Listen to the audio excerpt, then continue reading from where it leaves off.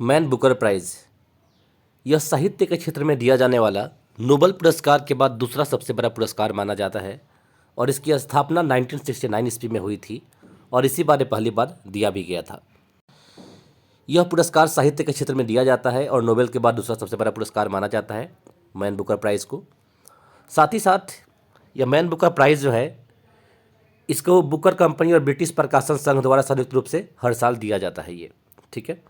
साथ ही साथ पहला मैन बुकर प्राइज़ जो है अल्बानिया देश के एक उपन्यासकार थे, उनका नाम था इस्माइल कादरे, इनको दिया गया था और ये काफ़ी इंपॉर्टेंट क्वेश्चन है, बहुत एग्जाम में रिपीट होता है तो ये आपको पता होना चाहिए।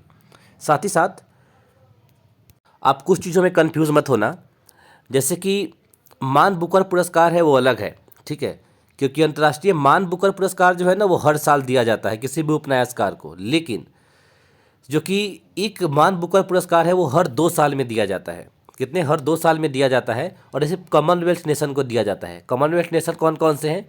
जो देश दुनिया में स्पेशली कभी न कभी ब्रिटेन के गुलाम थे, उन्हीं देशों में ये चीज़ें होता है, जैसे इंडिया है, पाकिस्तान है, साथ ही साथ ऑस्ट्रेलिया है, कनाडा है, ठीक है। तो ये सब कुछ देश ऐसे हैं जहाँ पे बांग्लादेश हो गया अपना, तो जहाँ पे कभी न कभी ब्रिटेन का राज था वही देश कॉमनवेल्थ के पार्ट है। एक दो देश ऐसे भी हैं जो उनके गुलाम नहीं हैं, कॉमनवेल्थ के सेपरेट वीडियो में हम जानेंगे, लेकिन उन्हीं देशों को मिलता है जो कॉमनवेल्थ के पार्ट हैं।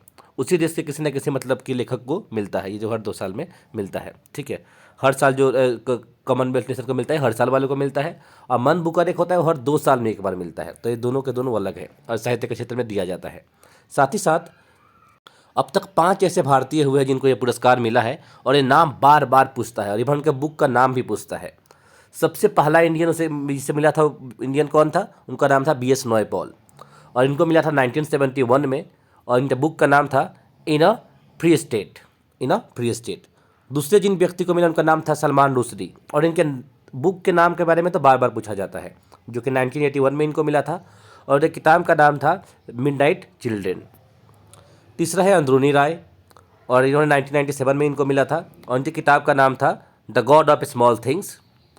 तीसरे जो लेखक हैं इनका नाम है किरण देसाई, इनको 2006 में मिला था और इनकी किताब का नाम था द इनहेरिटेंस ऑफ लॉस, ठीक है।